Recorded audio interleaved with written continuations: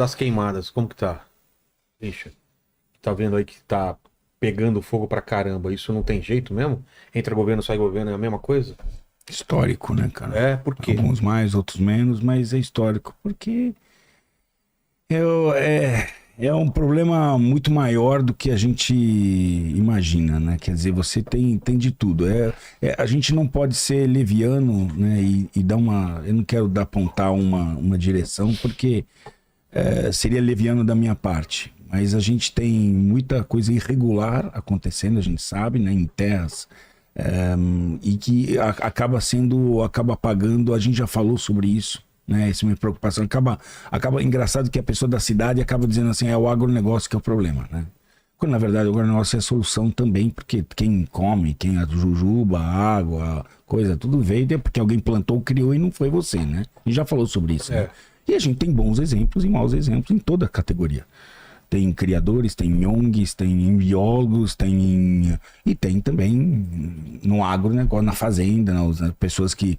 Eu vi, por exemplo, no Pantanal, o que eu vi acontecer? Eu vou falar do Pantanal porque, cara, um negócio que eu vivenciei muito, porque eu vou ao Pantanal desde que eu me entendo com gente, que assim, 8 anos de idade, que eu tinha um pouco de consciência, eu já estava indo ao Pantanal todo ano, meu avô me levava. Então... o que aconteceu que eu vi que a gente sempre lá no Pantanal existia uma relação do homem com o fogo histórica, o gado, o fogo, e o que aconteceu? Por que perdeu-se a mão no Pantanal? Bom, a gente está numa situação de mudança climática que, assim, outra opinião rápida minha, eu já volto nisso, que a gente pode fazer o que for fazer, não vai mudar a questão da condição climática, na minha opinião, que nós estamos indo para. Nós temos interferência humana, temos um percentual, não sei qual percentual, eu acredito que, né, muito menos do que 50%, 40%, 30%, 20%, tá? 10%. Existe uma atividade humana, mas existe uma questão climática. As pessoas olham para o planeta e acham que todo dia vai ser igual. Cara, nós estamos em cima de manta de lava, em placas tectônicas. Já teve o planeta, já teve vulcões, erupções, furacão. Oh, meu Deus, o furacão o furacão é um negócio nada. O planeta pode produzir coisas. Então, assim, nós estamos em numa sequência de eventos que, mesmo que a gente mude tudo, eu acho que nós temos que mudar muita coisa, tá? Mas não vai trazer o resultado. A gente vai caminhar para algo que nós não sabemos. Tinha Holoceno ontem, tinha muita coisa. O planeta é um ser vivo, tá? E agora, claro que nós temos uma série de medidas que nós temos que fazer. Então, por exemplo, a relação com o nosso planeta a gente tem que entender melhor. Então, existia uma história, por exemplo, voltando ao Pantanal, que está em superaquecimento, tá? Está em superaquecimento. Tem coisas do sol, etc. Mas o Pantanal, ele sempre teve uma relação do ser humano com o gado lá, que botava o fogo.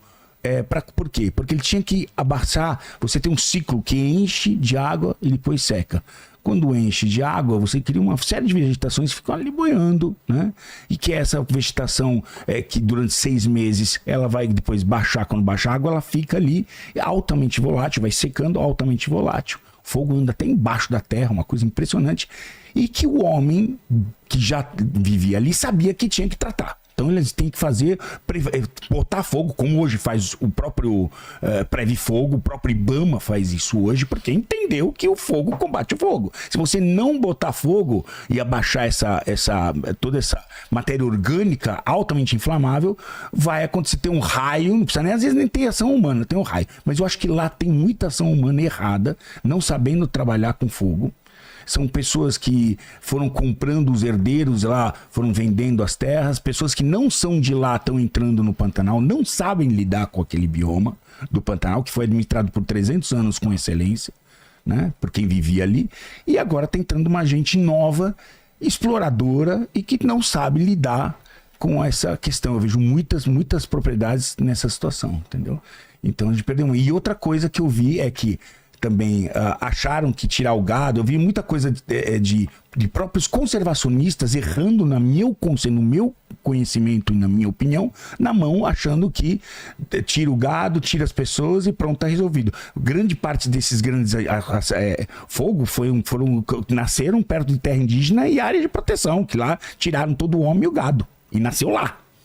Por falta de conhecimento, porque achou no coração conservacionista, você acha que isso resolve. Querem tirar o gado e gente.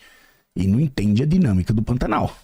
E erraram a mão também nisso. Essa é a opinião. Eu sei que nós vamos ter ali discussão top sobre o assunto. Esta é a minha opinião, entendeu?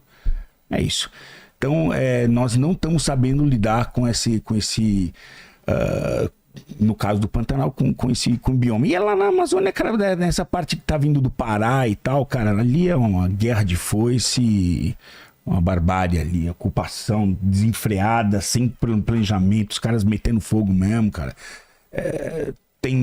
Nós não temos hoje fiscalização, porque a fiscalização não tem condições econômicas, deixa por último a fiscalização, não é verdade? Você já foi fiscal também, não foi? Eu sou agente ambiental. Agente ambiental, exatamente. Então, assim, puta, não tem grana, cara, para os caras fazerem também o trabalho. Como é que fica? Né? E não tem, até quando vai continuar a ter, porque num país que tem um monte de problemas, você deixa essa questão por último, né, em termos financeiros. Tem outros problemas, saúde, segurança, Monday, Tuesday, Wednesday. O que faz, né? Cara, essa é uma questão muito complexa, né? De Nem resolver. sei se ele concorda com tudo que eu falei, mas enfim. Então, tem coisas que são... Por exemplo, o fogo no Pantanal, né? O boi no Pantanal, ele ajudava a diminuir o fogo? Isso é um fato. A gente tem que entender que é o seguinte, o Pantanal, você tinha muitos animais muito grandes aqui no Brasil. A gente chama isso de megafauna. Houve uma grande extinção quando o Istmo do Panamá aconteceu. Se colocou a América do Norte, a América do Sul. Aqui existia mastodonte, tá? Te parece um elefante. Tinha preguiça gigante. Você tinha um monte de coisas aqui onde você tinha esses animais que pisavam e faziam pasto. O próprio ser humano, quando chegou aqui, ajudou também a destruir grande parte desses animais. De modo que você, por exemplo, no Pantanal, que tinha animais que faziam essa pastagem, pisoteio e etc., não tem mais. O gado, ele entrou ali e não foi prejudicial para o meio ambiente como se esperava. Ele entrou ali e realmente ele diminuía a matéria orgânica dos locais. Isso reduziu o fogo, isso reduziu o incêndio. E agora também a gente tem um sistema um pouco diferente, em que o boi fica mais confinado e não é solto como era antigamente no Pantanal. Então, assim, é um outro sistema. Porém, o que eu posso dizer é que o fogo colocado, tanto no Pantanal quanto na Amazônia, principalmente na Amazônia, ele é um fogo colocado pelo ser humano, ele não é natural. Ele não é um fogo natural. A Amazônia é uma rainforest. Só pra você ter ideia, meu pai mora em Paraty, Rio de Janeiro. Se você colocar uma caixa de fósforo do lado de fora, no outro dia você não risca o fósforo, de tão úmido que é. Tá. E aquilo ali só existe porque os rios aéreos da Amazônia é que fazem com que essa região aqui toda seja bastante úmida. Tu imagina lá, não tem como o fogo naturalmente acontecer na Amazônia, a não ser que seja provocado. Então o fogo é provocado de alguma maneira e isso tem que ser resolvido. Agora, para resolver é um grande problema, porque como o próprio Richard falou, a fiscalização. Por que queimam? Grilagem, cara. O que é grilagem? Grilagem, tomada de terra. O problema todo é você ter uma Amazônia que entre no ponto de no return. Ou seja, a Amazônia onde você desmata vai virar sertão. E aqui onde a gente vive no quadrilátero afortunado. Região sudeste, etc. Que na mesma região dos outros, em qualquer local do planeta, é deserto.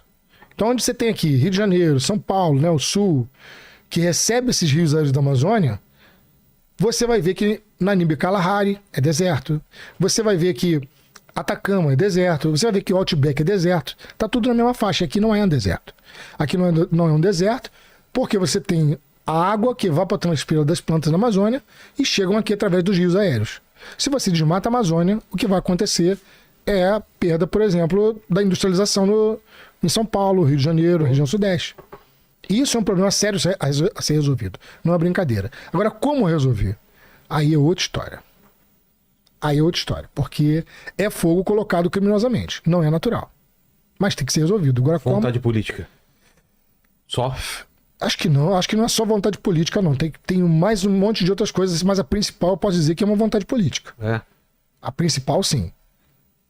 Agora, você acha que só multar resolve? Não. Se resolvesse, a gente já tinha resolvido há muito tempo. De repente até vale a pena tomar uma multa e continuar desmatando. Exato. Talvez as medidas mitigatórias devam ser mais... Você viu agora um cara que destruiu hectares no Pantanal, Richard? Só atacando na palme. Você viu essa? O cara destruiu hectares e hectares. E ele já era Reincidente, velho. Na palma. Mas esses são os caras que Ele jogou a gente laranja, velho. Doideira, cara. Absurdo. Mas não é... Meu. Mas e você muitas vezes não tem nem quem culpar, muitas vezes não tem nem dono esses caras que estão queimando determinadas coisas, porque assim, e é isso que eu quero, porque a gente tá numa fase tão ruim da nossa sociedade que a gente só tem a moeda, tem que ter uma moeda, tudo é uma moeda, né? Um lado é outro, a gente não consegue costurar, sair com soluções melhores, então ou serve ou não serve. Então assim, agronegócio, tá pegando fogo, não sei o quê, não serve, é isso. Criador de cachorro não serve. Por quê? Porque tem cachorro de rua. Então, assim, a gente começa a confundir algumas coisas e misturar e radicalizar. Vira um fla-flu. Entendeu? Isso é ruim, cara. Eu acho legal ressaltar isso, porque por exemplo, outro dia eu tava eu e minha esposa, a gente tava num show de rock. E aí um cara me parou. Falou, biólogo Henrique e tal. Pô, você, cara... O cara se apresentou como grande agricultor. Né? Ele se apresentou como um grande produtor, né, de laranja. E o cara me procurou, eu até liguei pro Richard na hora, não foi para aumentar ou para me contratar para... Olha, queria aumentar lá para poder... O que eu faço para poder aumentar? O que eu faço para poder destruir? Não. O cara me procurou, olha, eu sou um cara produtor de laranja e eu quero aumentar minha reserva legal. Eu quero agora produzir, mas produzir mais verde. Existe uma quantidade de produtores interessados nesse selo verde e que a gente está ignorando. E a solução está justamente... Eu acho que esse é o trabalho do biólogo. O trabalho do biólogo não é negar as coisas, mas sim mostrar as coisas. Eu tenho que ensinar o cara a ganhar o dinheiro dele, porque isso é uma empresa, e ganhar o dinheiro dele de uma forma melhor. Por exemplo... Esse exemplo eu peguei do amigo chamado Marcelo Peçanha. Eu trabalho do lado de uma reserva chamada Restinga de Urubatiba. O cara vai lá, pega a carapeba, pega o peixe, depois ele vende por R$20 o quilo, depois não vai vendendo, vai passando o dia, vai baixando o preço, quando vê, até perde o produto. E isso é dentro de um parque natural, um parque nacional. E agora tu imagina, se esse cara não entra para uma, sei lá, se organiza de alguma maneira, porque não é todo mundo que pode pescar dentro do parque. Isso é uma medida mitigatória. Mas se ao invés dele vender esse peixe a R$20, ele pega o peixe, prepara, bota na folha de bananeira, uma embalagem orgânica, sei lá, e vende o peixe que foi pescado artesanalmente dentro do Parque Nacional da Restinga de Urubatiba. Tu vai pagar 100 conto naquele peixe, você vai comer e vai falar que é melhor. Então talvez... Eu acho que os biólogos deveriam estar mais atrelados em tentar ensinar aos produtores de como ganhar dinheiro melhor. Porque você não vai acabar com o agronegócio. Afinal de contas, é muito fácil você vir aqui no Twitter e ficar tweetando com um iPhone que foi produzido lá na China que poluiu pra caceta. E depois você tá trocando. Então, assim, isso é um papo que não me interessa mais. O que me interessa é solução. Você associar o agronegócio a produtos que sejam mais verdes é bom. Você pode, por exemplo, ter um cara que produz gado numa área que ele não precisa desmatar mais. Isso pode ser um selo verde. Você pode, por exemplo, consumir produto de um cara que preserva a reserva legal. Isso agrega valores. Então, ou então de uma agrofloresta, produtos de agrofloresta onde você tem a união do ambiente com... Enfim, existem... É claro que a gente não vai se livrar da indústria como ela é, mas a gente pode reduzir bastante em muitos aspectos e tem gente querendo mudar. Se a gente ficar só na briga de um lado agro e do outro ambientalista que não sabe nem por onde a galinha mija... Não, a gente já falou sobre isso aqui, cara. A gente é crucificado aqui no Brasil, mas é só olhar pela janela e pedir melhores exemplos. Sei lá que tem alguns exemplos americanos para nos dar, franceses e alemães. É só olhar para o que eles estão fazendo lá, em termos do que o produtor faz lá e o que o nosso produtor faz. A gente tem uma lei que não existe em outro lugar do mundo. Ele já falou sobre isso. Já falou sobre isso. Até das áreas lá do que a França está tentando recuperar. País no mundo... A França não está tentando recuperar todas as preserva áreas igual o Brasil em termos... que foram vendidas do lado de rios e tal. Os caras estão tentando comprar de volta. E aqui tem uma proteção, né? Não, pode construir. Tem um código florestal para ser respeitado. No mínimo isso você tem. Isso já é uma imposição, né, que se respeitada, cara, já é um primeiro passo. Mas tem muita gente que quer mais, inclusive. Tem muito produtor, como o Henrique falou, que está procurando mais. Enfim, a gente a gente tem como sociedade, a gente tem que ser, sabe qual é a base da sociedade pra gente dar certo? Honestidade. Se começar com isso, cara, puta, cara, meu amigo, resolve Porque é tanta utópico, coisa. né? Então, mas por que utópico? Porque a honestidade tem que ser utópica, cara. É um negócio tão fácil, simples, moralmente. Eu não entendo assim.